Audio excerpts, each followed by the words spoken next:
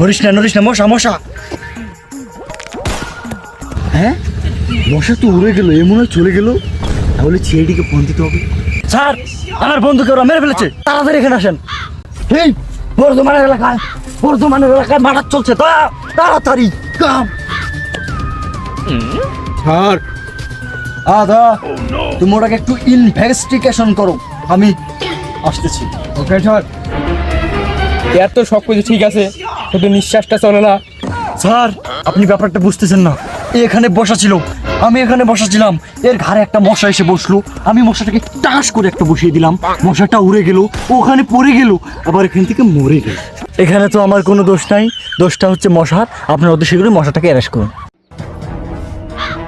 আমার পাতলা পায়খানা হয়েছে, চলে যাই। স্যার মশা। এটা কি হলো?